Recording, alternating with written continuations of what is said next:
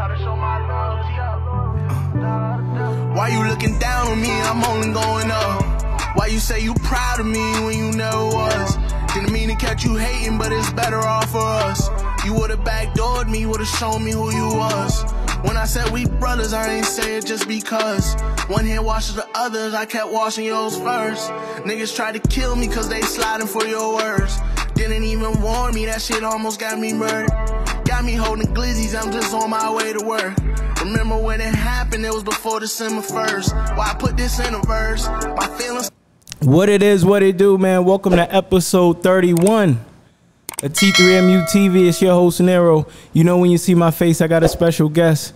I got a very special guest, man. This guy came to recruit me when I was a young pup. Had my head swelled all the way up, man. Man, you couldn't tell me nothing when I was a young kid. But I watched this man win championships. You know, he's taught me lessons. You know, I've learned from him how to win and what it takes to win. And, you know, NBA TV don't give you everything. They just throw the gloss on it. You know what I'm saying? This guy taught me the grit, the grind. And even though I ran from it a little bit, you know, and he pulled me towards it, but you know, my knucklehead self, I was just into my own thing. But y'all see his face, man. We got the legendary Cory McCarty in the building. How's it going, bro? What's up, brother? My fault. I had to hit the claps for you. I forgot. I appreciate it, man. Gene, I appreciate you having me here. I really want to say that I appreciate this platform that you have. Fact. I love to see when our young folks take control of their own learning, their own environment, and do something really impactful in it. So just want to give you your props. Appreciate it. And you know, I'll say off the rip that, you know, it wasn't really.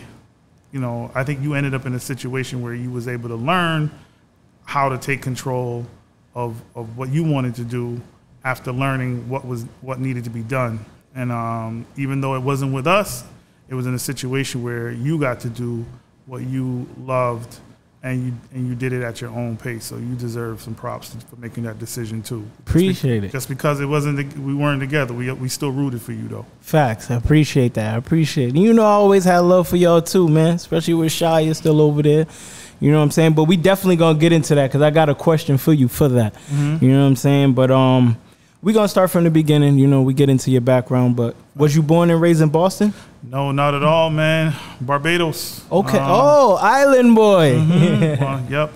Blue, yellow, and black out of Barbados, man. Came here as a young buck. Went to school down the street. Yeah.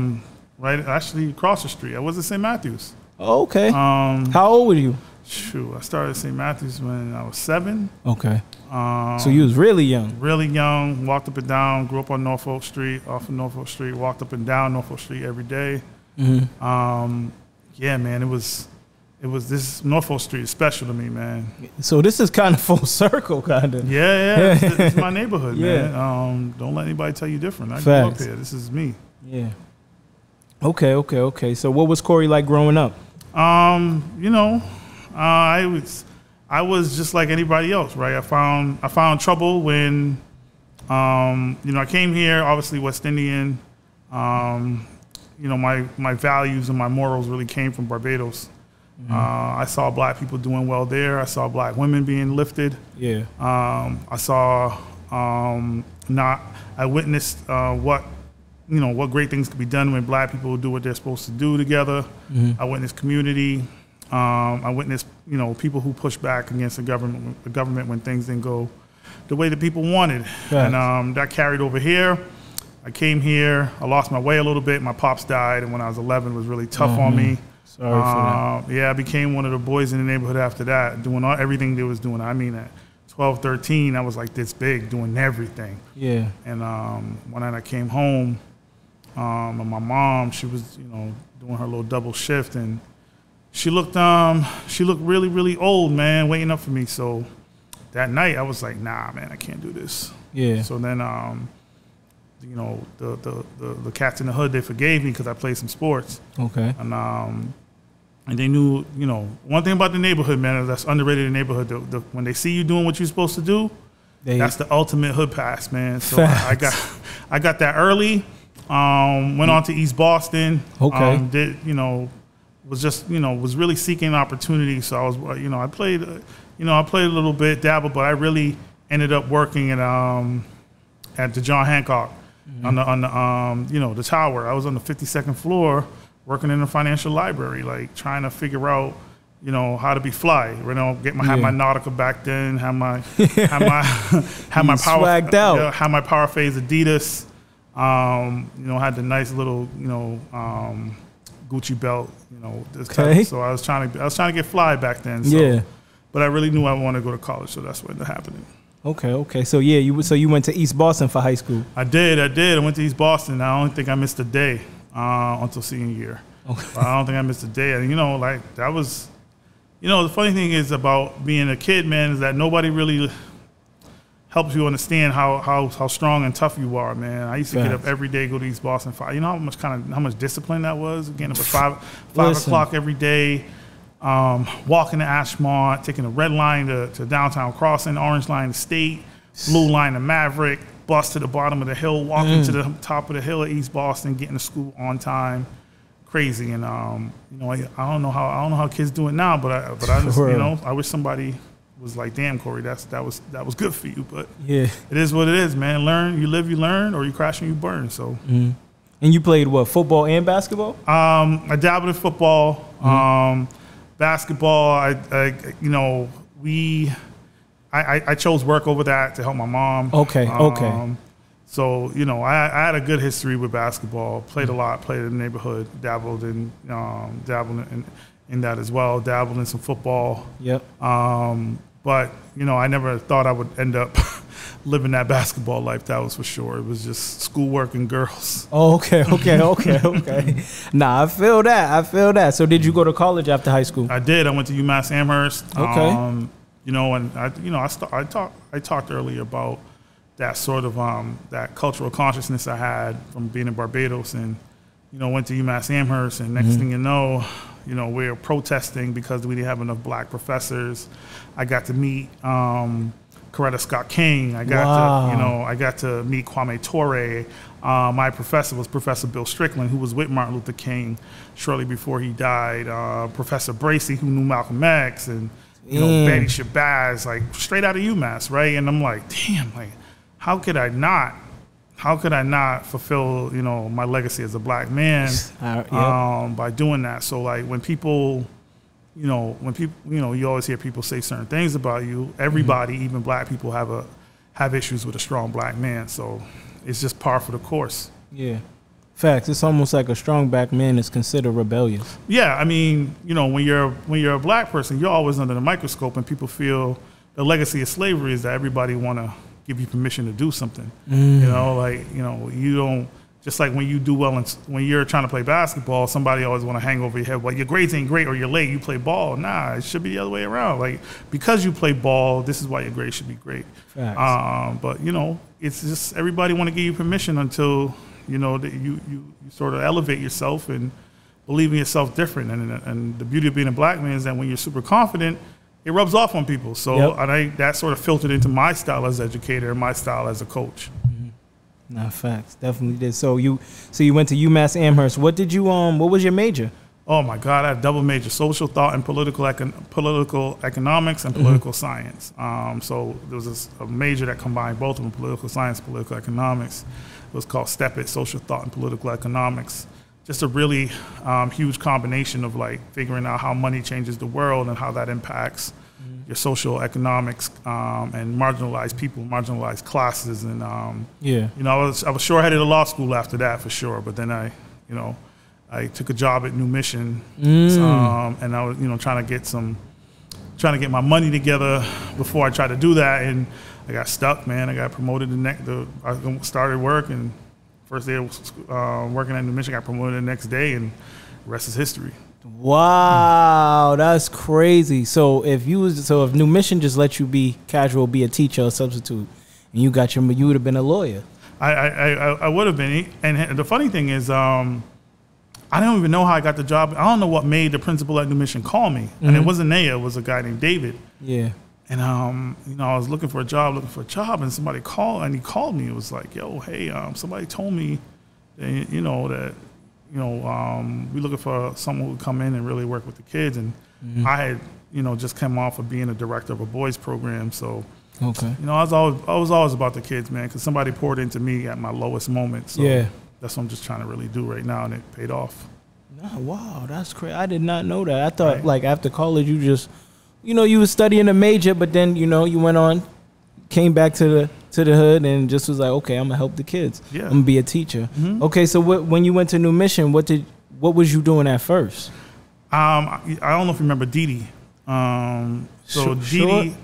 Dee Dee was she was a special education teacher, blonde. Yes. How could I ever forget? Right. Yes. Dee Dee, she had 2 forms of cancer. And they brought me in to be her substitute because she was going to take a leave to heal up.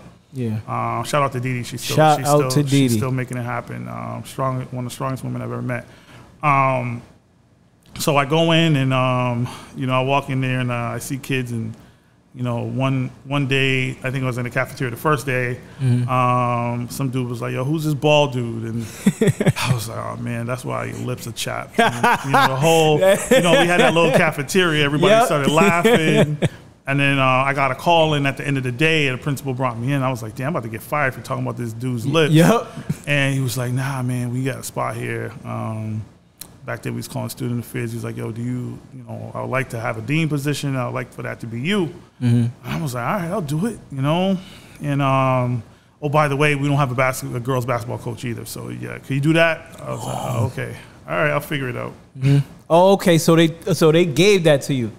Okay. So right off the back. So they asked me if I wanted to do it. So it wasn't a thing was like you was sitting back, you was like, oh, I want to coach.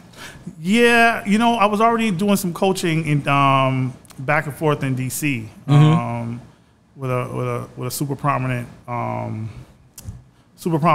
team. But I was like a I was one of the third coaches, right, for DC Assault, and I got to see a lot of high level players, but I just never was in the front of that. So when they asked me, I was like, damn, I don't know no plays. I only know one style of play to have, and how does that really translate? So started coaching the girls in the charter school league, and a lot of people, charter school league is pretty popular now, but for all the state championships that I won, I think I was very proud of the championship that I got in the charter league with the girls as well. So yeah, we ended up being in the charter league. Next year we ended up winning. Okay. Oh, and that's where y'all won the championship. Yep. It wasn't Boston Public State. So when I say I got 5 state championships, I don't even count that. Okay. Because that was what it was. We were charter school, and we had some goons, and we made it happen. Yeah. So just in y'all just became that best team in the charter school. In the charter school. And the boys won at the same time. So like shout out to the boys team. Billy was coaching them, and he did an excellent job. So they won, and we girls won with me, and Billy won with the boys. It was pretty dope. And then we were like, yo, we just hungry for more. And a funny story that no one's really, I don't know if I've ever told anybody, but the reason, so you got like a Fenway. Yep. You have a lot of these other schools that got sports teams. We're the pilot schools, so like you have like a BCLA, you have a Fenway, Health Careers. So after we won the charter school league and we went into MIAA, they was going to close us down. They wasn't going to give us no sports. And I walked in the superintendent's office, and we were having a meeting about sports, and the assistant superintendent and the athletic director from the city, Ken Still at the time, was like, we're not giving you nothing. We're not giving you no sports. You guys, we didn't even want y'all in MIAA, like straight up. Wow. And then the superintendent at the time, Thomas Payson, was like, yo, there's something about the way they're making their plea, we'll give you 3 years to see what you do, but you need to make sure you get your numbers. And and he got up and left the room, and then they looked at me again, was like, you won't even win a game for 12 years. So, me, if you know me, I'm super competitive. So I was like, oh, okay. Give me 2, just give me 2 years and we good. I always feel like I'm 2 years away no matter what from getting to that level. So that's what ended up happening. And so as a result of that meeting, Fenway got sports, New Mission got sports. There were co-ops starting to happen. And, you know, obviously Fenway, their girls went on to do, but that meeting, changed, and it's like the expansion league for the NBA. It was like it changed things because we have all these new teams now because we just went in there and we was just fighting for the kids to get the opportunity to play MIAA basketball. Damn, that's crazy. So if you don't make that push or go in there and, you know, y'all did what the girls do what they do, we might not have Fenway being that powerhouse. Fenway, you don't have New Mission. Yeah. You don't have some of these other BGAs of the world. You don't have none of that. Yeah. Wow. Okay, so real quick before we leave the girls, how was it coaching the girls and you starting off? You know, my first year, I never had a losing season, but my closest was we were 11-11 the first year. I mean, we had nothing. We had everybody know the story. We had we had taped on numbers on the jerseys. Wow. We had no bus. We used to take the bus at night, you know, making sure, you know, girls got home and then bus stop. You know, it's me and 7 of the other kids, late. I mean, one night we was so cold, man. But, you know, when you're winning, you know, that sacrifice don't really feel bad, right? Sacrifice feels good, and that's what happened.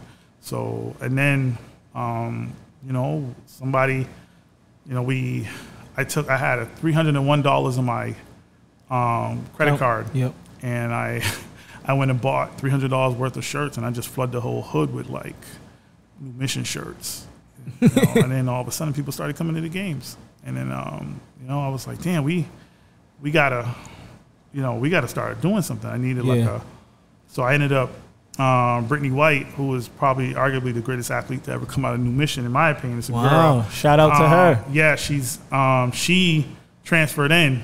She got kicked out of Cathedral. I mean, there's a big article about it. Jackie McMullen wrote an article about us, and Brittany White transferred in, and she's probably one of the tough human. I mean, beating up boys.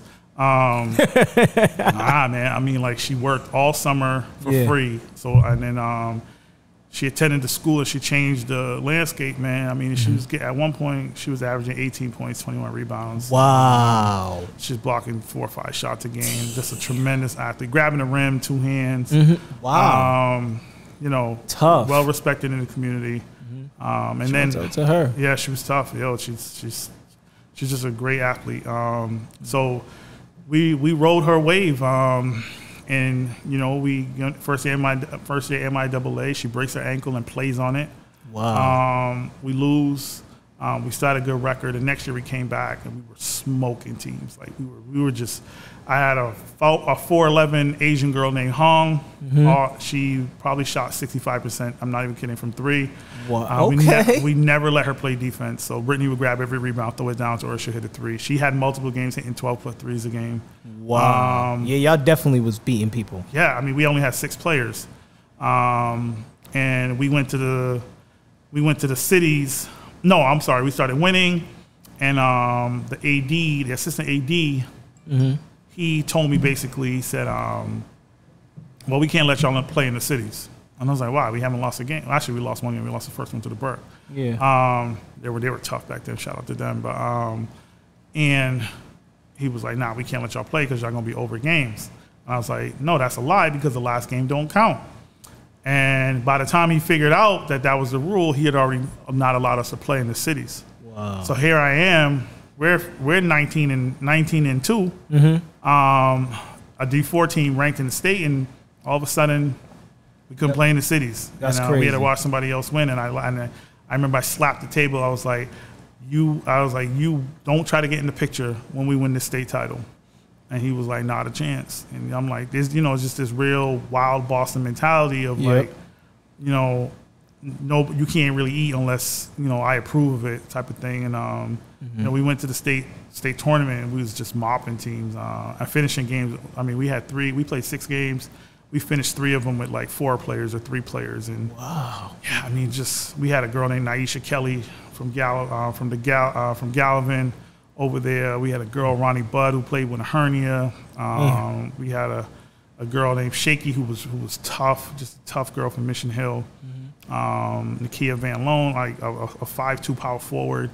It just was tough. We just was tough, right? And we were beating teams that we had no business beating. Teams of 6'2" girls went to the Garden and won it all. And I ain't gonna lie, I couldn't even believe how tough these. Oh, Bianca Flores, oh my God, how can I forget her? Like she, just like, and people were scared of them. They were tatted up, ready for war. Oh my God, fighting in the neighborhood, fighting at practice, cussing coaches out, you know.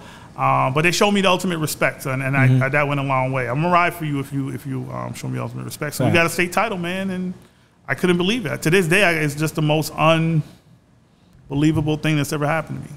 Dang. And how did it feel winning your first one? I still can't believe it. I just couldn't believe it's just that. One of those ones they let y'all snatch away. We had no business winning the game. I had a player who, first game in the state tournament, Ronnie Budd, she has a hernia. She has hernia surgery after the game, the first game. Yeah. 2 weeks later, we're in the state championship. Mind you, she just had a hernia. I get sued for this now, but she says to me, hey, I just want to step on the court at the Garden. We're at the Garden, right? We're in the locker room. She's like, I just want to step on the court. And I told her mom, God rest her soul, I was like, all right, listen, I'm just gonna let her stand on the court. It's the Garden, you know, it's the Garden. Like, we're in the Garden. Small school, New Mission, we're in the Garden. She gets in the court, she hits a three. I'm like, all right, maybe I can leave her out here for 60 seconds. She hits another one. I was like, oh my God, she's cooking. I never took her out. How much she finished with? 15. Wow. Yes, I mean, like hernia, stitches in her stomach, the whole nine. Brittany went off. That's real toughness. Oh yeah. Brittany went off for like 18 and 24. You know, we just had like six players just thugging it out. And you know, that's to this day is one of my greatest experiences with basketball. Just the amount of like the other ones I kind of knew we were going to win, but this one it was just sort of like, how did that happen? So yeah, man, that's. Your very first one was a trick one, huh? It took everything. Yeah. And my assistant coach was a 10th grader. Wow. So one thing that people never, they never, I had 5 state championships, but I had it with 4 different coaching staffs. And that was hard. I think a lot of people who win, they have the same. Yes. But, you know, I'm never one of those people that have like 10 people on their staff or 7 people. I just can't do that. Can't do that. You like a short staff? Yeah. Okay. And so, what was the challenging part about coaching the girls, or there was no challenge? You know, just getting them not to fight each other. Wow. You know. Yeah. And then turn that sort of like energy towards like the court. You know, the court, and that, you know, people couldn't believe we had 6 girls who was pressing, right? And you know, I love a press. Yep. So like we were pressing full court. 6 girls, didn't even matter. And once they started like realizing that they're one of the better teams in the state, and then people started coming to the games. I mean, like, I've had people write me from jail. I've had a guy say it's his dying wish and he died that we win. I've had, you know, like, it's just crazy.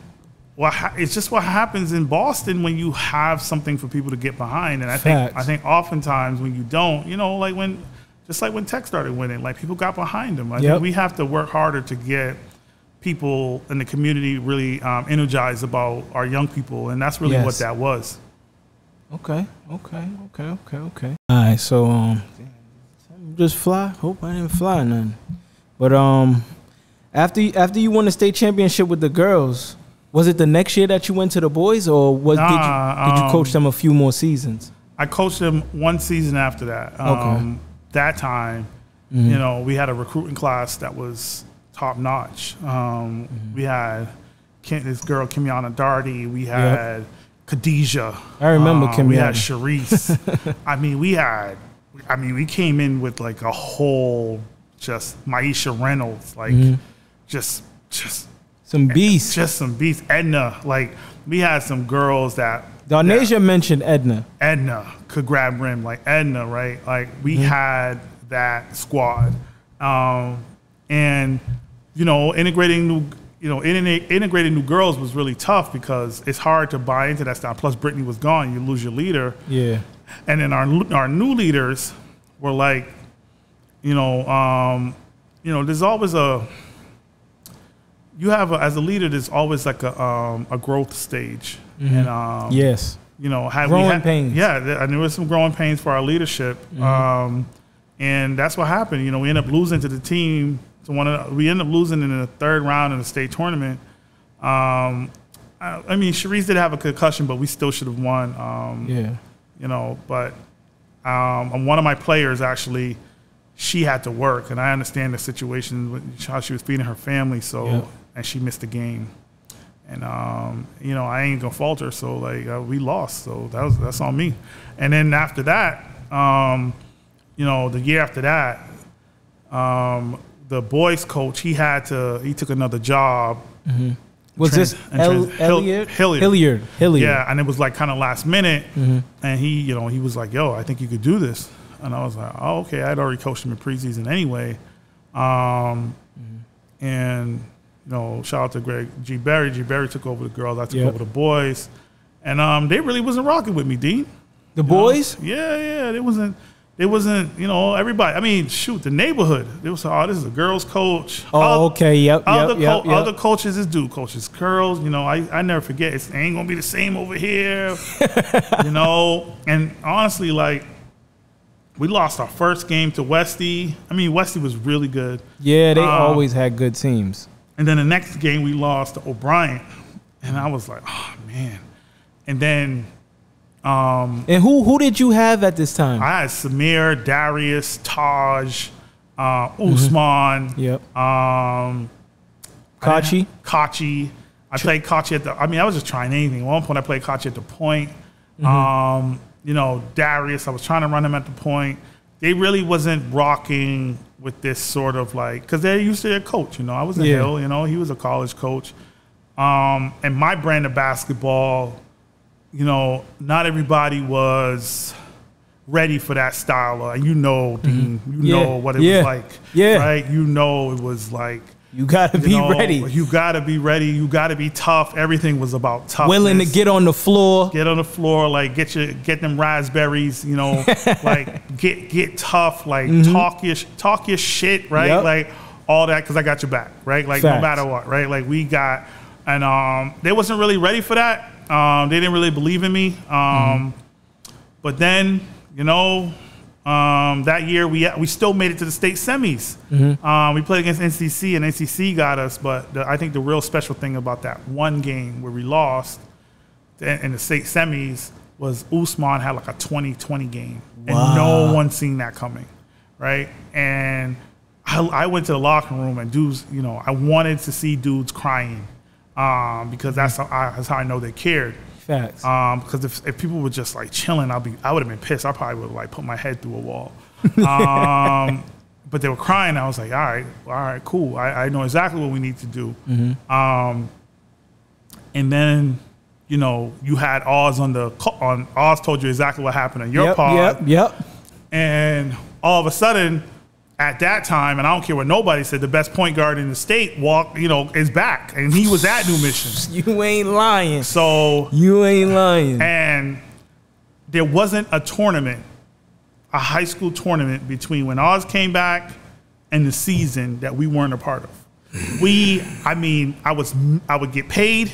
I would throw money right at a tournament. We were playing on Tuesdays, Wednesdays, Thursdays, Fridays, off Saturday, Sundays, sometimes on Mondays.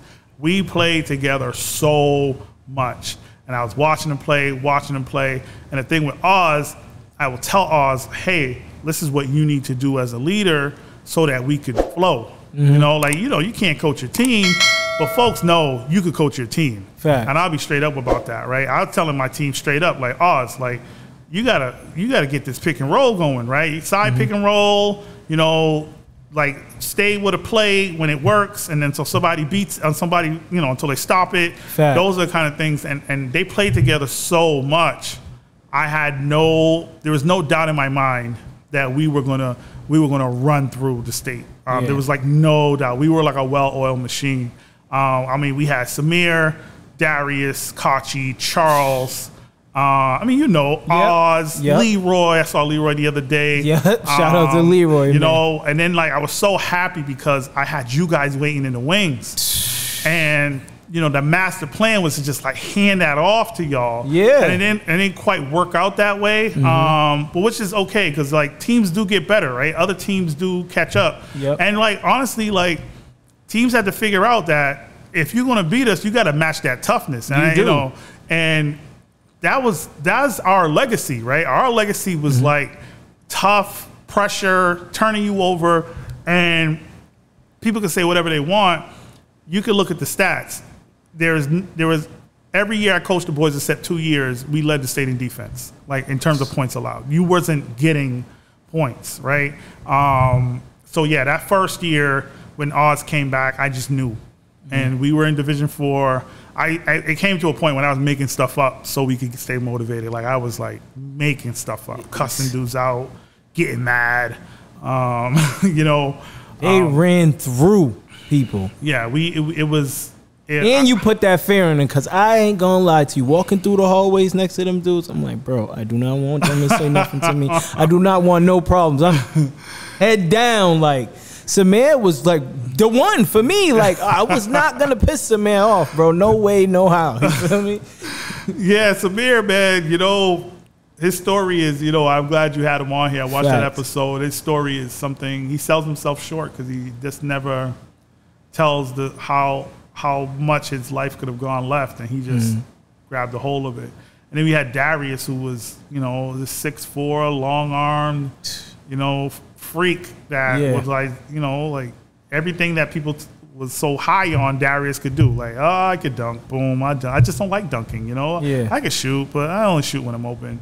And then you had Charles, who was the toughest kid in the court all the time, cover everybody. Sometimes try to cover too many people. And then you have Oos, who shot up like 3 or 4 inches. And then you had like, you know, Kachi, who just, you know, I think one of the best decisions I ever made was to say, hey, Kachi, you're 6'4". I don't need you on the block. Just shoot the jumpers, you know. And and we were just so big and so connected. And just like I talk to those dudes every day. You know, we had the camp today. Samir and Kachi was there. I'm sure Darius, you know, Us is coming tomorrow. Darius couldn't make it. You know, Charles couldn't make it out to work. But like, you know, every time I see one of y'all, I feel like, you know, we never like split apart. You know, everything has just been me and y'all, man. It's just like a marriage, right? And we're just sort of like. You know, it's in it forever. Yeah, just we all stuck together somehow, you know, and everybody's one phone call away. Facts. So your second year, you win that state championship. Yeah, and we moved up to Division II. Yep, the next year y'all moved up to Division II, and y'all sweep it away. And I want to say one thing is that Darius showed me a lot that year, because, like I was telling Oz on the podcast, I didn't think he could fill his shoes. You know what I'm saying? I was like, Oz made that spot heavy. And you want to know something crazy? Because I don't want to forget this. The only person that I felt like filled it the right way from when he got there was Puda. Oh, Puda. That dude was filthy. We were just talking about him earlier. I don't know. I think there'll be a day where somebody has to do a documentary, or some sort of movie about that 2 years, that year and a half of that boy dominated basketball. And I mean, as a freshman, I don't know if there's a better talent that I've ever coached. I was mad at you though, because you said, I heard somebody say, Corey said he's gonna pick Puda over Oz. I said, how could you?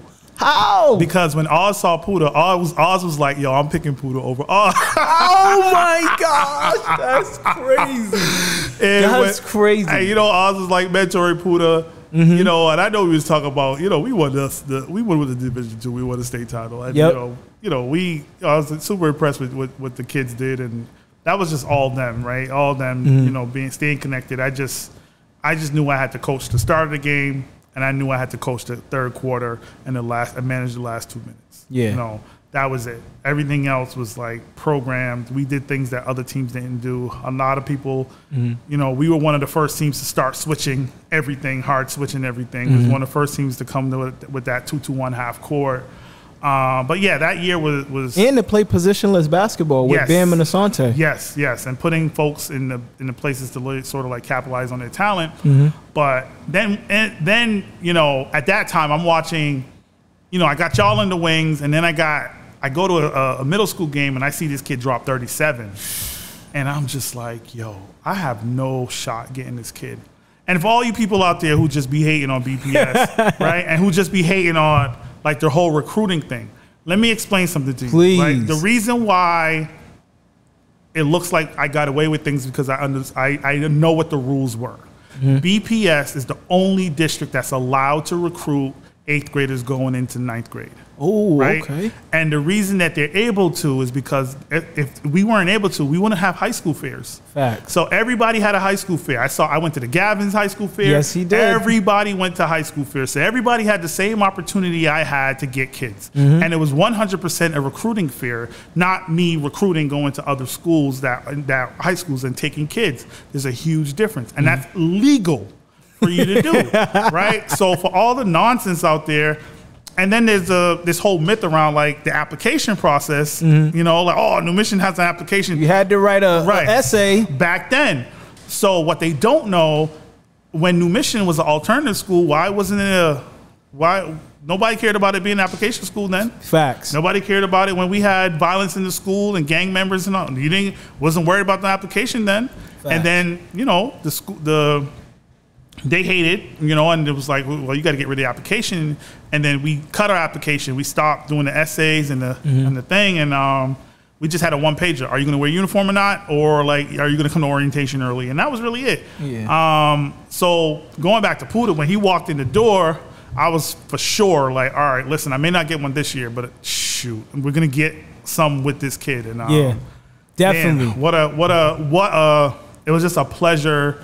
You know, a lot of people thought that there was some problems between he and I, and it just never was that way. Like that dude was, I would take that dude anywhere I would go, and even if, you know, sometimes we would just sit there and kick it.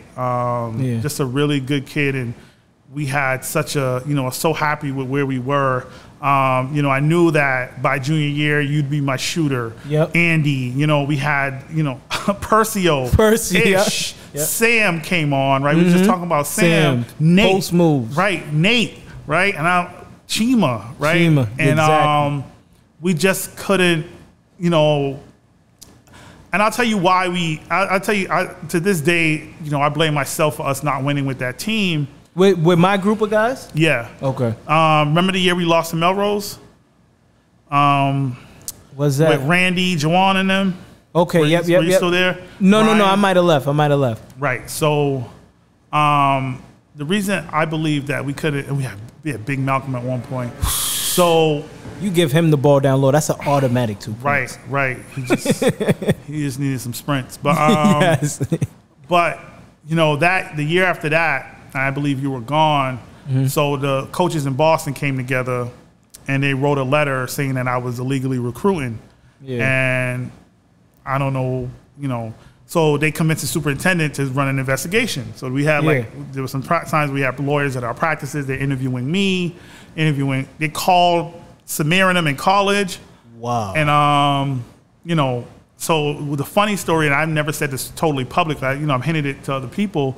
The funny story is that, you know, one time the lawyer called one of my players, and it's like, and the kid was like, yo, I'm in college. Are y'all really investigating this dude for sending black kids to college?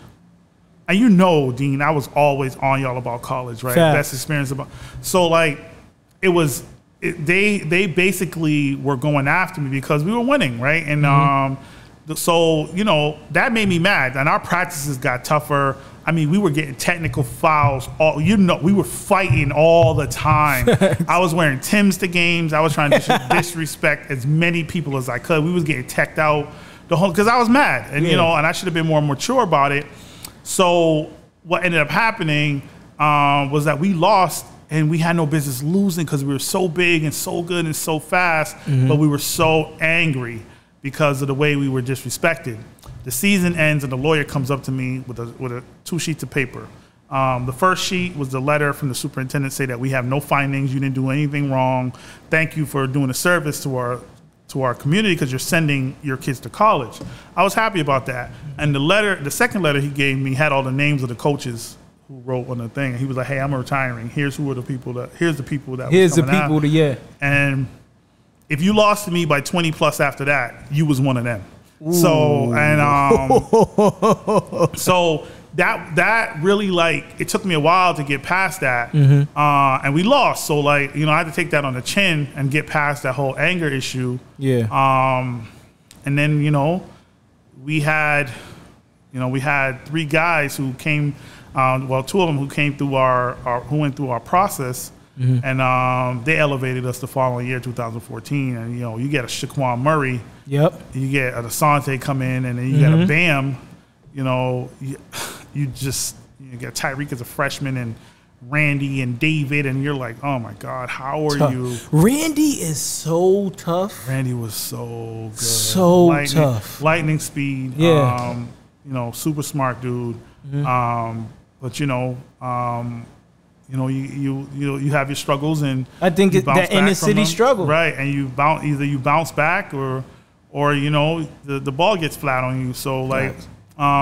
You know, he's going to continue his fight that he's currently going through. Shout out to him. Shout out to Randy. But yeah, that landed us in 2014, and it was just sort of like, you know, all right, let's play the best teams, right? I think at that point we were playing national level teams. We played Christ the King. They had Raul Elkins, and who went to Arizona, and they had John Sevier, who ended up leading the nation in scoring at one point. Wow. We played them. We played Roosevelt High School out of New York. We beat them. Oh my gosh, all those dudes played AAU for me, so we were playing against some of the best players in the country. We played against D'Angelo Russell, some other folks, and I was real confident with that team because I felt like we could play or stick with anyone. So that's where we were there. Yeah. Okay. So to rewind real quick to talk about the 2013 class that you had, right? Because I felt like it was one of the best classes. I thought it was. I think it was the best class I've ever had. Yeah. And I'm not even playing. I think because we were so deep too. So deep, and I just needed. Up until then, I believe our development. We had. Okay, so let me rewind. I think that we could have done a better job developing you guys with Mahoney at the time. He had some health issues at the time, and the group really suffered for that. And I didn't insert myself enough with that group to really get that mentality going. I will say that the reason I thought y'all were the best, because we remember there'd be sometimes I piss people off, leave the varsity home, and have y'all go in and whoop on teams. You right? feel me? Right? Like, I think a lot of people forget about that. I remember one time I went to DC, and I just told the older dudes, I was like, man, just take the weekend off, just send the young boys, and y'all would just go in and wipe teams, right? Like white varsity teams. And shout out to that class, because that class, man, I really felt like they were gonna get 3 or 4, and you said it. Yeah, I only really think about my losses, and I think that was a huge one for me, not really getting one with that group. And you know that I think about it all the time. You know, with you, DeVell, Deshaun, Brian, Shia, you know, Shia, Chima. I mean, Nate. Right? Like. We had the biggest front court, you know, we had the fastest guards, and we just had a guy who was just an angry coach that screwed it all up. So, and myself, but yeah, man, we had shooting, we had defense. There's nothing. I think what it was too, because I could connect with, like, my grandmother, my Nana was hard, and Mahoney is hard. Right. You know what I'm saying? My Nana's like that. She has like that. Like, I'm gonna tell you what it is. Right. So I was okay with it, and I learned a lot from him. He got my footwork a little bit better.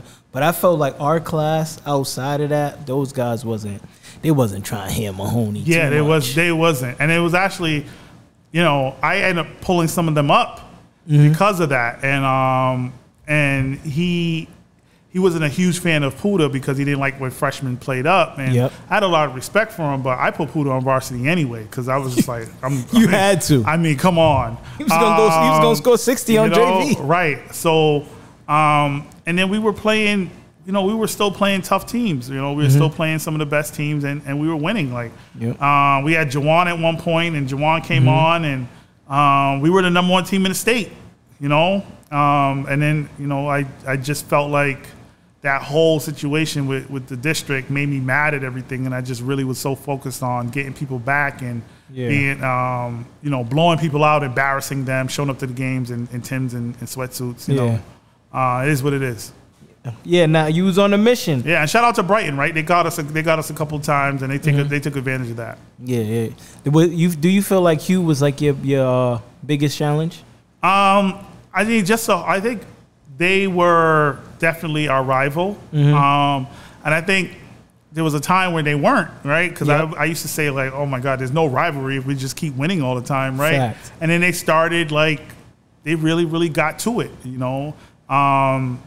I remember one game they beat us, and Malik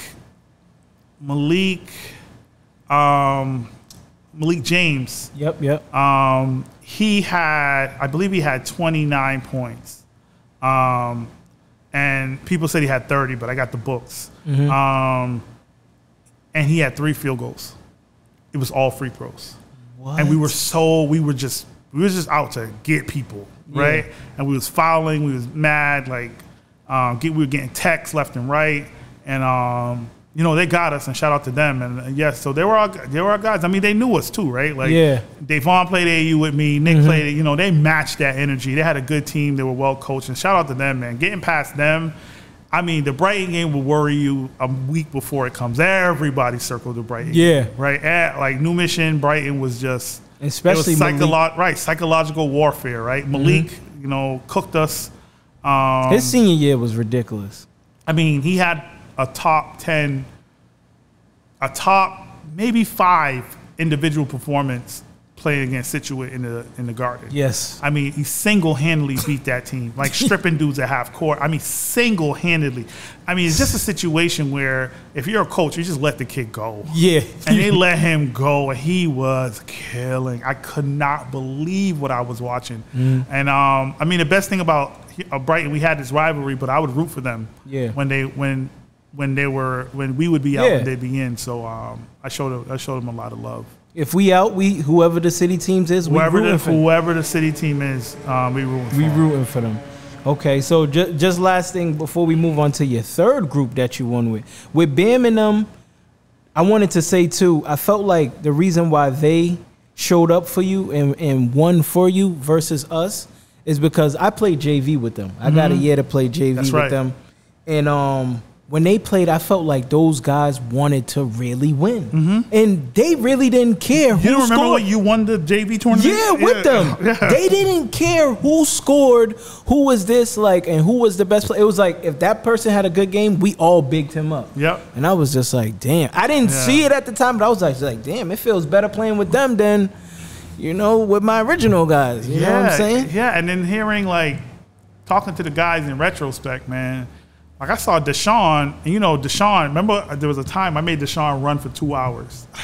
For real? During practice. I was like, nah, you sit here and run. And he, to his credit, man, he just ran for 2 straight hours crying. And I was like, damn. And I saw Deshaun, man, a few years back, man. I just gave him a big hug. And I see Brian, who I wanted to strangle after one of his senior year. Big hug. DeVell, like all those dudes, man. We still, because they know that we had a shot together. But yeah, those dudes, Bam, Asante, Shaquan, and them, man, they wanted to win so bad because they wanted to upstage the Samir team and all of them. Yeah, right? they did. So they wanted to get theirs and Cordell. Yeah, Cordell. And ultimate point guard. Jared, Sachika, right? Like we were just. So Chica, shout out to him. And honestly, as a coach, that's when I came into my own because I had to coach. Yeah, you said it. You said with that group, it took real coaching skill. Real coaching skill to do that. I mean, and shout out, me and Mitch would talk all the time. And shout out to Mitch. Shout out Mitch. He was on the staff at the time. He's supposed to be on here, man. Yeah, we're gonna get him. Oh yeah, and I remember we would strategize. I'll give Mitch the tape. We'll come. I'll watch the tape. We'll talk about it. Here's what we're gonna do. But we got such a flow. Yeah. In our coaching, because sometimes coaching, sometimes you hit a streak, and I would wait to. Unfortunately for me, it wasn't really just all me being a good coach. It was just really me capitalizing on my streak. And we hit a streak where we would watch film, and we were so good at it, we would take the other team's plays and use it against them. That's crazy. And then keep using them in other games. That's after crazy. That, we did that in Danvers. We did that with Milton. In the state semis, we were using their plays, and that's what like preparing and like being technical. Like I had so many sets with that team. Yeah, I had an alley-oop play that nobody could stop. Right, we had inbounds plays. They were so connected and wanted to win so bad. Yeah, you definitely could see it, and when I played with them, I knew they were gonna be special. Definitely, sure, definitely. So you win with another group after winning with Samir and them, and then winning with Bam and them. You win with Charlie and Charles the twins, Philmon, Pito, and you had Devin. Talk about that group. At that point we have Tyreek, we have Randy, we have Devin, we have Charles, Charlie, Phil.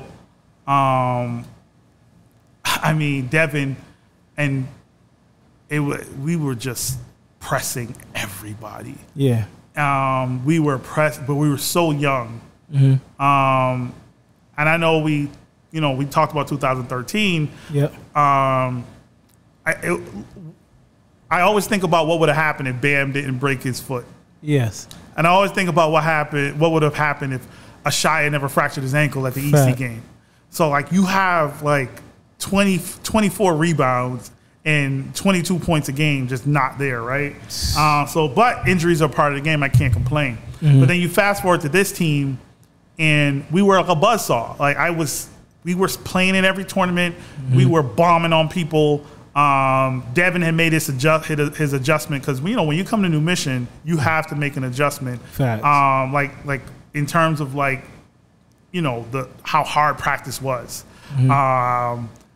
And we get Jaquil, right? And we're playing Windsor High School out of Connecticut.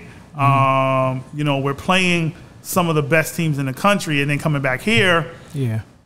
And we're sort of like, oh man, like, can we pull this off? And I'm like, absolutely. The season's coming. There's no way we were gonna get beat that year. Yeah. And I blame myself for so much because we played the last scrimmage, and when we're in New Mission, we already know the team after Thanksgiving. Yeah. Right? We know the team. Yes. Everything else is JV. We're going 13 days, 11 scrimmages, right, against other schools. It's just not. We're not practicing. We know, everybody knows what's happening, right? Tryouts. Right. No, forget that. We're on the bus.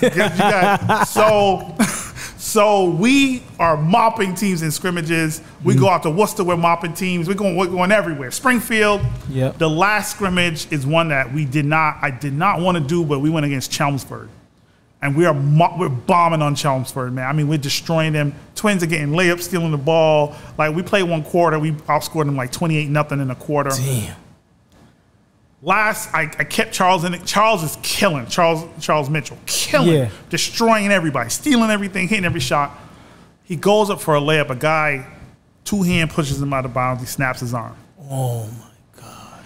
And although we lost that year, that was my most challenging coaching job without Charles. Because now I have Charlie.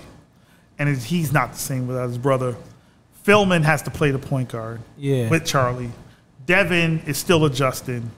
Randy, he had some grades issues, so we had to think. Pito is coming into his own. He didn't get the strong body that he had yet. Yeah.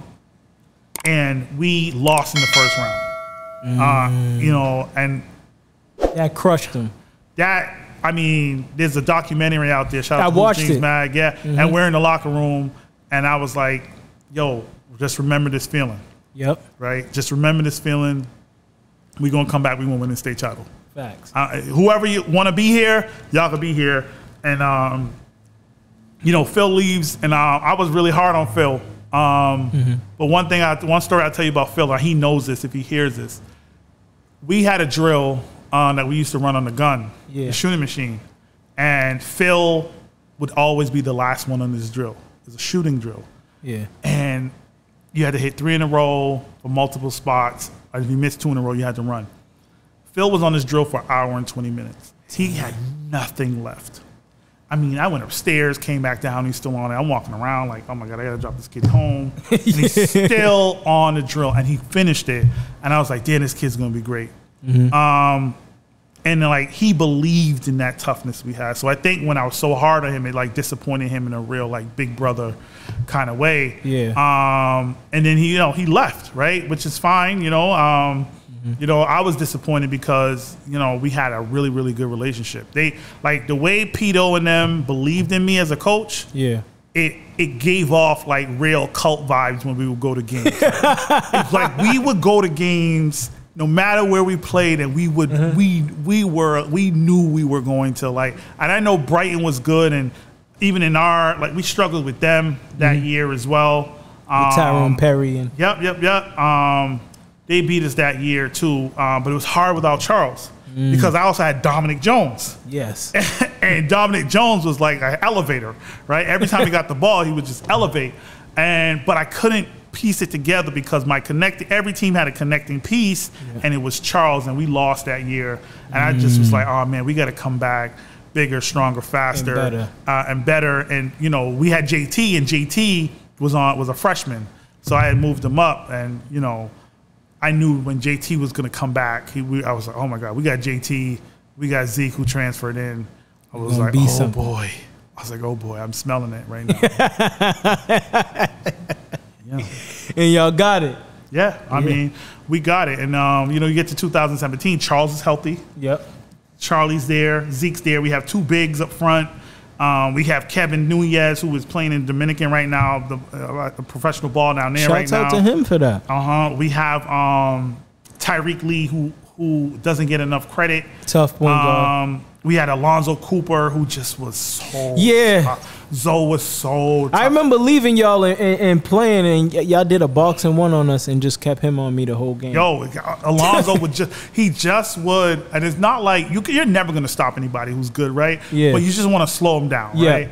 And that was our thing, and we just believed in that pressure so much. But the funny thing is that year, what really made us, we took a trip to Florida. We played at the Battle of the Villages. Oh, wow. And we played the #1 team in Florida. They had 9 Division I players. Damn. And including a guy who ended up going to UConn. He ended up playing in the NBA. No, he ended up going to Miami. We were beating them.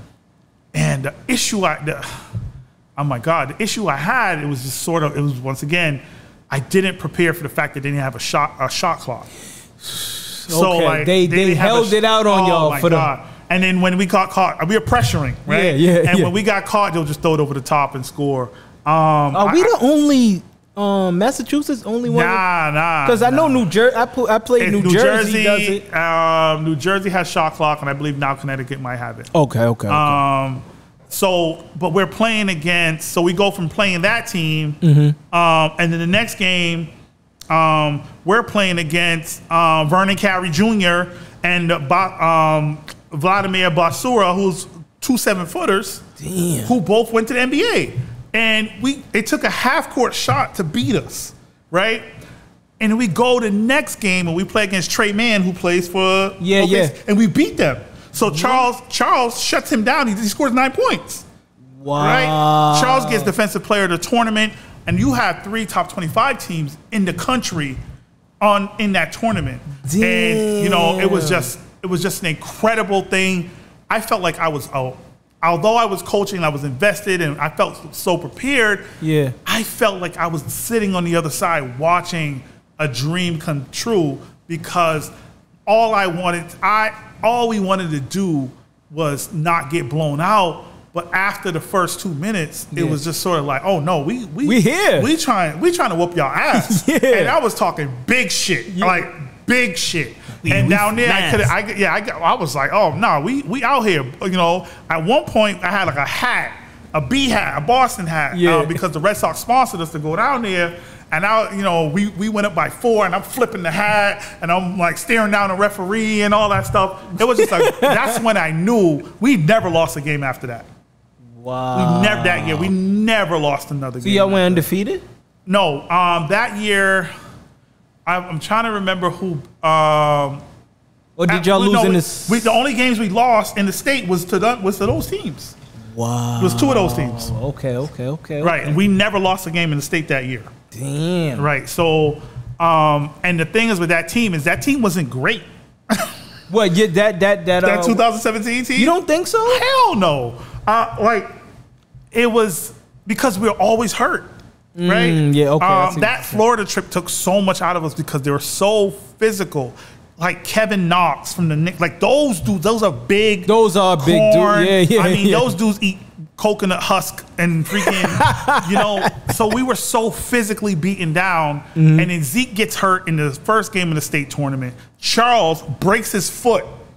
Yep. Charles breaks his foot, and Tyreek just put us on his back, and then until JT grew up, and we ended up winning. We wanted Cambridge that year because Cambridge they were undefeated. They were D1. We had played them in the preseason and we mopped them, right? Man. But Jakai didn't play, but we wanted to play them so bad. But we didn't end up. It didn't end up happening. And I know that we would have got them. Yeah. I don't care what they say. We was gonna get them. They beat us the next year. They mopped us the next year, but we didn't have those 2 bigs. Yeah. But we get to the championship and we're playing. And we're so happy because I was so happy as a coach. I knew I was done. I thought I was going to retire that year. I'm 5-0 in the Garden, and I got to play in the Hoop Hall, right? Yeah. This is my second where the Hoop Hall is. We're the only team to ever play in the Hoop Hall from the city. Oh. We played in the Hoop Hall 2011. Charlestown? Huh? Charlestown? I don't know if Charlestown played in the Hoop Hall class. Okay. I could be wrong. Yeah. It could be y'all too. And I hope so, right? I hope I'm wrong because I think Charlestown deserved that. Yeah. But playing in the Hoop Hall was special in 2011. Yes, definitely. We come back and we play in the state championship at Springfield College, the home of the Hoop Hall, and we win. And I couldn't believe that either because it just, there's 2 things that really motivated me as a coach. One time when Mitch was coaching with me, and Mitch will tell you this all the time, we would look at teams, we scout teams, and Mitch would walk by me and be like, yo, not today. And I used to be like, yo, today ain't their day, huh? Yeah. And he's like, not today. We start saying, not today, getting amped up as coaches because we get amped the same way players do. And then the next thing was that year, I knew we would get teams if I would say to myself and text I had a different staff by then. I'll text Vin by then I had Vin and Steven. Yep. And I was like, oh shoot, we got it. We got him. Yeah. And that night before the state championship, I woke up in the middle of the night and I was like, yo, Steve, we got him. We got him. Not today. We got him. I was like, yo, we got him. I know what we're gonna do. Yeah. And we figured it out, baseline drives. I think Zeke did the most remarkable thing I've ever seen done in a basketball game. He took 3 charges in the final 90 seconds of the state championship. If you want to win Corey's heart, take 3 charges. Definitely. Take 3 charges. I'll buy that kid dinner every day he wants for the rest of his life. And then we won 52-48. And they had Eric Salou, Gatorade Player of the Year on their team. And it was just an unbelievable scene. Yeah. And it was, I don't know how we did it. Yeah. And I felt like I really had to do my thing as a coach. And you did. Yeah, and Tyreek was unreal. And winning with 3 different groups. And so you ended, what you got, 5 state championships? I have 5 state titles. I should have got about 8, but I suck. Yeah, definitely. Nah, it's not you suck. We messed it up for you. You know what I'm saying? But what made you leave New Mission? Because I felt like, when I get to these Charlestown guys, it's like, why did Jack leave? Stay. Right. And it's now I'm asking you, why did you leave? So I wanted to help more than a roster of kids. Mm-hmm. I feel that. I wanted to see if what was working. I watched New Mission go from an alternative education school to one of the most highly respected academic schools in the state. Facts. And I wanted to do that somewhere else. and I wanted to, or I just wanted to like make sure we took off a little bit more, help more kids, and it was a really hard decision, and I wanted to spend time with my kid. It was a really hard decision, and I came back for the Twins. I was going to retire. I came back for the Twins. In that year, we went back to Florida, and we played Trey Mann again, and he got us this time. Oh, he was ready. He was prepared. Ready. But we beat Cardinal Gibbons, which was a top 25 team. Oh, okay. The 27th. And we played this fourth-ranked team in the country and almost beat them. They were Archbishop Moeller. You're talking about Jackson Hayes from the Lakers. Yeah. Miles McBride from the Knicks. Okay. Both on the same team. Charles locked Miles McBride down. Jackson Hayes couldn't even. Jackson Hayes only played 7 minutes because we were pressing. Where's the scholarships for him? For who? Charles? So the funny thing is Charles got offered, but his brother didn't. He's so and he loyal. wanted to be with his brother. You know how them dudes so are. loyal. And you know, as much as people love the Twins, they'll never understand what those dudes did for, like, no one liked me. People, you know, everybody hated me, bro. Yes. No one people still don't like me, but they started coming around when the Twins came around because the Twins rode for me so much. People were like, damn, I gotta like them because they won't let nobody talk bad about Coach. So I said to myself, I really wanted to help more than Ross. I want to become a principal. I want to be able to run my own district eventually, and I reaffirm my commitment to the kids in the city. So I had to get better. I had to, I went off to Everett and we had 2,300 kids. I want to see what it was like could it work there? I believe it worked. I then got a district level position. I got a district level position in Providence. And then the new superintendent here in Boston was like, hey, I'll give you an assistant superintendent job, come help us with our kids. And, since I started in January, I haven't stopped yet. Like, it's a rolling, like we've brought so many things to the table that we haven't even seen, like just today with this clinic ran by BPS alums. Yeah. So all the guys that we're talking about were there today. Yep. Oz, Kachi, Samir, Dave Vaughn, Chris Flores. Like, to see that, they've done more for me than I could ever do for them. Like, and all of you guys have. The fact that you guys are alive, you guys are still connected. Yep. Shout out to Ashaya because Ashaya was the most unique player I've ever had. Yes. And had he been like had he advocated to be a guard or like some of these other dudes, he probably would have done more. But like, a 6'3" center with a 48-inch vertical is just so hard to come by. Yes. So like, it was. We talk all the time. I say, yo, you know what Corey should have did for you, Shy? He should have just rolled the ball out and said, "Nigga, learn something. Do so. You gonna get it.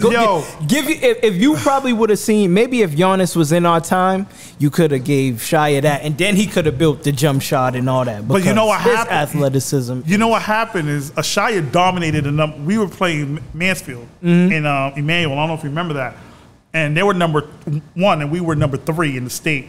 And Ashaya dominated their best player. And he was like punching his shot. He was posting up. He caught a bang on him. And I was like, damn, I can't convert this dude to a guard right now. But he had such a good college career. Yeah. And his anticipation for blocks is crazy. Still, look, Ashaya could take 5 years off and take off his Gucci belt, put on some shorts, and get no one has had more two-handed blocks than Ashaya. He'll still, like, you're talking about underrated. The two of the most underrated people that ever put a BPS jersey on was Sam Freeman and Ashaya Coleman. I agree with you. Just unreal for 2 different reasons. Sam with the fat boy game and Ashaya with the Superman athleticism. I still don't know who has had that sort of athleticism, and I love those guys. Like, I love all y'all, man. But what was your first thought seeing Ashaya? Because okay, I'm going to give you one real quick. There was one time Ashaya brought Ashaya to a BNBL game. He played with us. I was like, yeah, I got Ashaya for this. He's like, yeah, bring your boy. I was like, yeah, we got a big. Ashaya walked in. They were scoring on it. It was hard. It was hard for us to stop the other team. Ashaya walked in and had 10 blocks in probably 50 seconds. He was just wiping shit across the guys. But nobody wanted him because they didn't see. There was another kid on his team named Frank in the Rogers. Yes. Right? He ended up going to Canton. And I would let people, all the other coaches were there, and I was like, nah, that's the kid. That's the kid that we wanted in New Michigan because he had that nastiness to him, right? That grit. Some of y'all, like your whole team at the Gavin was like grimy. Like I like Andy was stealing your car. Percio was grimy. You was like the most unassuming dude, but like there's no way a dude that looked like you should be knocking down jumpers. So I love that. So like he had it. So like Ashaya, man, it was just the reason that, and I'm mad at myself. And I say that a lot because I think about things. But he also loved blocking shots so much, I could never convert into a guard. You can't. Right? Because he just loved it. Like he loved it so much. And he's so for the team. And he played freshman year. Yeah. And he got those 2 dunks. Yeah. In the Garden and the championship. No, that was sophomore. Freshman, he's supposed to have 2 rings. Yes. He didn't get on freshman because I think he didn't pass a class, but sophomore is when he caught those 2 crazy dunks. You're right. And went insane. Yes, you're right. Yeah. So, geez, that class was incredible. So, like, when you think about that, and you think about those are the best times, and some of the best times for me were the times that had me thinking the most, which was the times we didn't win. Yeah. Because when you win, you're like, I won. But when you lose, it's more you put like, what did I do wrong? But bro, you win.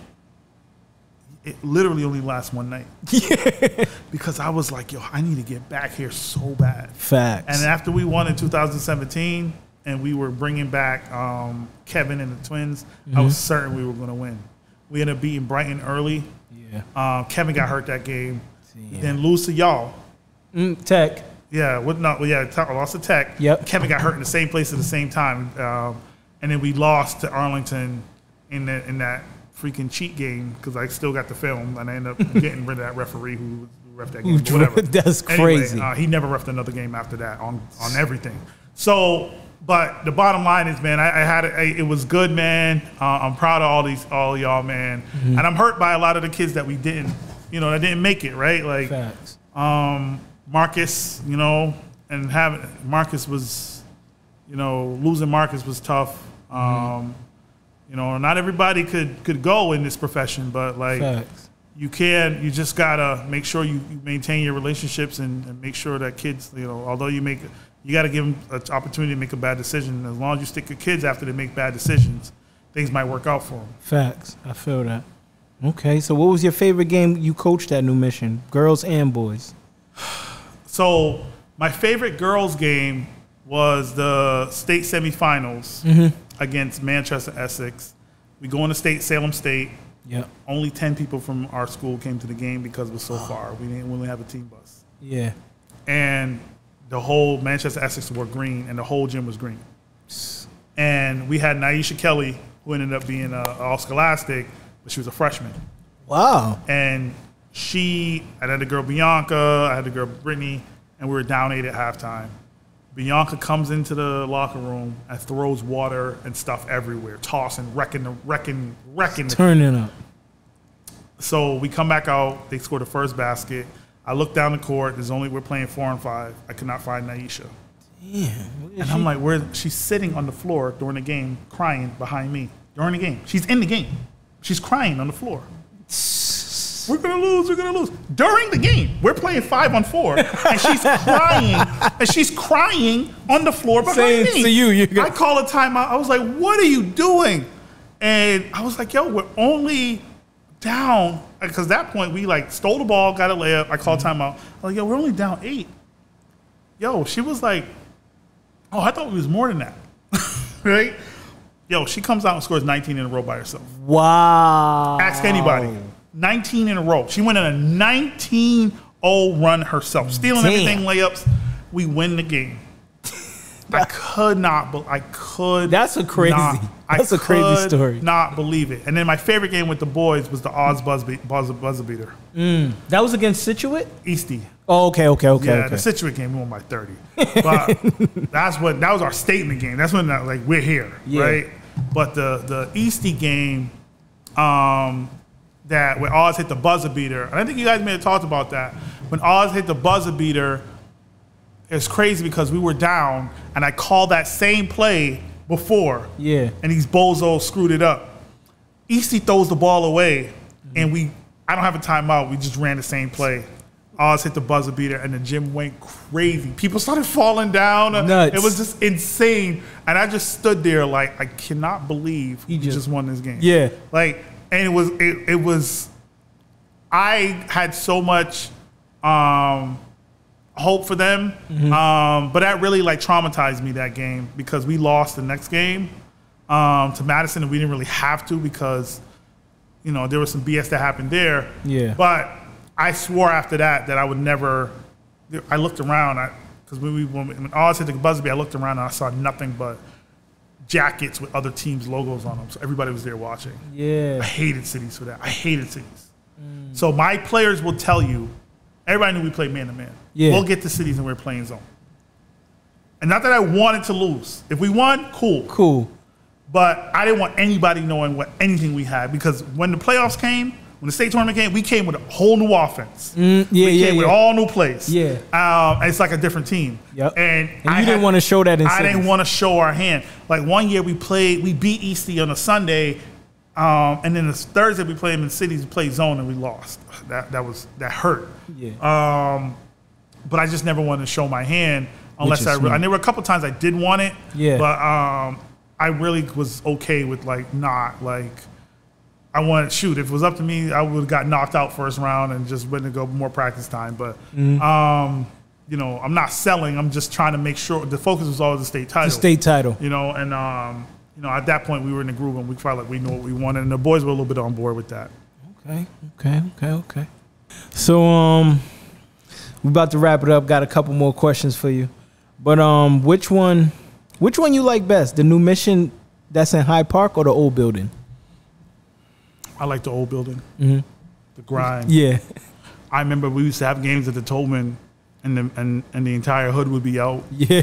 And there was one game where we were playing Brighton and we were playing Westie, and the point guard from Westie was at the free throw line, and somebody was like, "You better not make that." He missed that. He missed both them joints.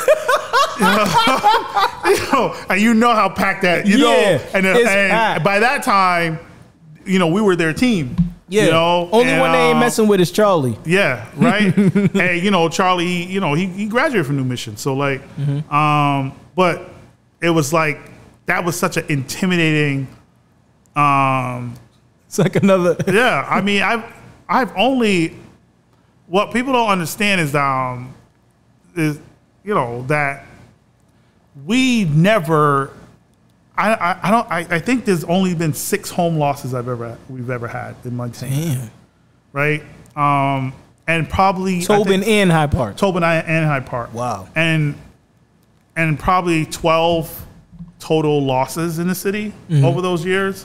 I think like 6 of them to Brighton. Yeah. And a bunch of it in my first year. So I'm super proud of that. Definitely. You should be. Definitely. Okay. So you said the old building, right? Yep. Okay. Here's a. It was grimy. Rats. Yep. Little, we was in the hood for lunch, off-campus lunch, Yeah. We did with that sweaty, dirty gym where you had there was no rules. Yeah. It's just toughness, man. Yeah, that off campus lunch was it. Even though I came late, I remember one time I came late. It was me and Josh, and you caught us. You caught us, right? You caught us at the door. You was like, okay, so we're all here, right? And you're late. You're supposed to be in class. So he was like, we're gonna count our eyes. He was like, you got 4. You got no. He was like, you got 2, 4, and 6. So that's your detention. I was like, damn. I remember that. I remember that. I remember Kills? Kills. Where we run. Oh, yes. Oh, my gosh. And the time when you told us we had I think it was a meeting. Not a think. I know for sure we had a meeting. You was like, it was the first day of practice. It was after Thanksgiving. You was like, I don't know how you're going to get there, but get there. We're going to Mass Art, blah, blah, blah. If you don't have your sneakers, you don't have your shoes. It is what it is. Yeah. I had on Blazers and a thermo. Had to make it happen. With the girls team, our training, I used to make them run the Forest Hills and back from Roxbury. That'll really get you, though. Yeah. That'll really get you. That'll really get you. But this next question going to be tough for you, see? Who's the best play? Who's the best new mission point guard in your opinion, and why? Ever? Yes. Jesus. Pure point guard. And who fits the new mission tradition of point guard? Jeez, I mean, they're interchangeable. They're like the same guy, right? Jesus. Oh my God! Why'd you do this? It's tough. I know. Tough. Very tough. You want to give your top three? Do I do like drink champs and just grab a water? Right, just take a sip, right? You want to do your top three? I mean, that makes it easier. Yeah. But we'll say the number one is the one you're going to pick. So, I had Oz more than everybody else. Yes. Right? I when they didn't play varsity, I only had Puda for a year. Mm-hmm. Tyreek, he played 1 year in JV. I had Oz playing for me before he came back. Yeah. So I got Oz. He's number one. Number one. Then I got Tyreek because I never forget what Tyreek did his senior year and really, really put us on his back.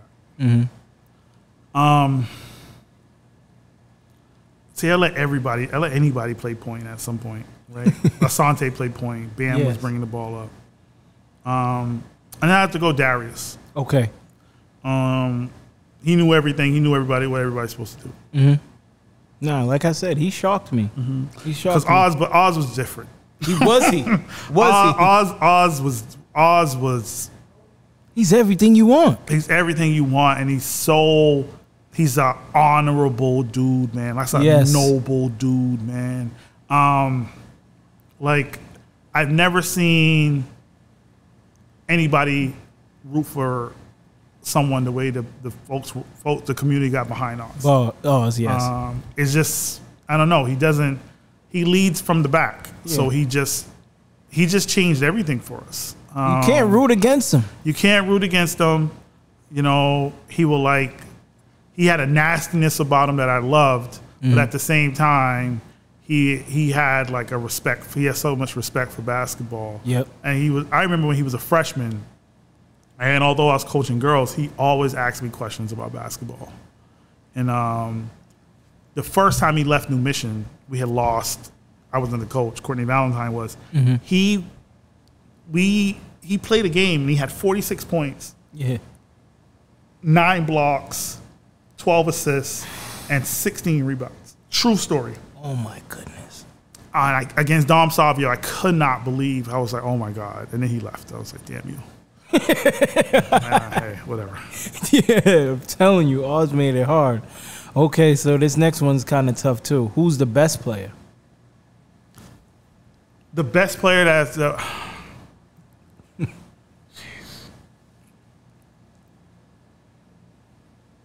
I mean, Brittany White. Brittany White. Yeah. If you go boys, it's kind of hard to not say Samir because he got all those records. Yes. But if I have to go with the best player I've ever had at New Mission is Brittany White. Okay. Shout out to Brittany White. Brittany White, man. Beat out the boys too, so that's love right there. Beat up the boys too, right? Like Brittany White was special. Mm-hmm. You know, she was special and she was feared. She, in front of the press, you couldn't throw the ball over her. Yeah. You couldn't lay the ball up on her. She wasn't having it. She just wasn't. And she's like, some people you had to teach how to win. She just refused to lose. No matter what. She just refused to lose. That's a great way to put it. I like that. Oh, okay. All right, this next question going to be easier. It's getting easier now. If you could listen to an album with no skips, what would it be? Into the Wu-Tang. Wow, okay. Just that's their first one, right? Yeah, and then the second one I don't listen to without any skips is Liquid Swords by the Jizza. Okay, is he your favorite out of them? Yeah, by far. But Into the Wu-Tang, I play it every day. Oh, okay. If I have to, right? Yeah. I just. It's so simple is one of my favorites. I mean, like, there's so many gems, right? Yeah. Like, dudes are so stingy they got short arms and deep pockets, right? Like that's like a community problem, right? Like Facts. dudes get money and then all of a sudden, you know, so yeah, no skips. Okay, yeah, definitely, because Raekwon's my favorite. Yeah, Raekwon and Meth. I respect both of those. You know, I still love them, but you know, the Jizza's my guy. Yeah. He's tough. I ain't gonna lie, he's tough. And Old Dirty. Old Dirt. Yeah. Okay. So what coach has always gave you a hard time when you've coached against their team? I would say I'm definitely gonna say Hugh. Yep. And I think on his episode he said you. Yeah, and the reason why it was Hugh because he's so freaking nice. yes. I hated him for that. Right? I was not a nice guy. He's gonna beat you with kindness. Yeah. You know, like call me after the game, even when he lost. Yeah. You see what I'm saying? Like, even when he lost, that dude's gonna be blessed forever. Yes. Because like, even when he lost, you know, like that dude, man, he was so damn nice. Yeah. And I had to return it. But in turn, like I remember one time I might have had a meltdown in an interview. I was like, damn, all right, maybe he's Noah and I'm Abraham. You know, like I'm like, this guy was so like he's such a good dude, he man. Is. It's hard to root against them. And for me, like I want to destroy nice guys. Facts. And this nice guy beat me a few times, right? And I'm like, I respect the hell out of him. He's still doing it, right? Yep. Shout out to Hugh. Shout out to Hugh. But you know, it wasn't so much of what was good about Brighton is that you know what they were going to do, and they were confident in it, and you just had to beat it. Like if they weren't gonna change, they weren't gonna do anything else. They're gonna do what they got to do. They're gonna shoot those threes.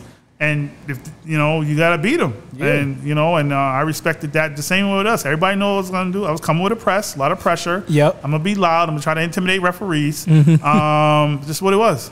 Bring that energy. Okay. So last question before we get out of here. Who do you think wins this game? New Mission's team. It matters what team you want. Do you want? You could pick any championship team versus one of Jack O'Brien's Charlestown teams. And I know you got to take 09 or 010. I have to take them. You have to. I have to take. I have to take them. You know, I thought about that all the time, right? And Charlestown was great, but I feel like my 09, 010. The reason, you know, I hope nobody ever think that I'm going to think that somebody's going to beat us, right? So like that's just never going to come out of my mouth. Yep. But I feel like the reason, because we had so many interchangeable parts, we had shooting, and we weren't just skinny, we were physical, right? Yes. So I think we would get them. You know, their Tony Lee team, I love watching that team. Yep. Because that's the kind of toughness that I love. But there were some teams that he had that we would have gotten for sure. Yes. Rashid Al-Khamin was a legend, I think, like most underrated player ever. And that team would have been tough for us to beat. But all the other teams, I think we could have got. We could have got them. Yeah. Okay. Yeah, you never hear that come out of my mouth. Yeah. Hey, you said it. It ain't gonna happen. I definitely wanted to hear that. But well, Cory, I appreciate you for coming up here on T3MU TV.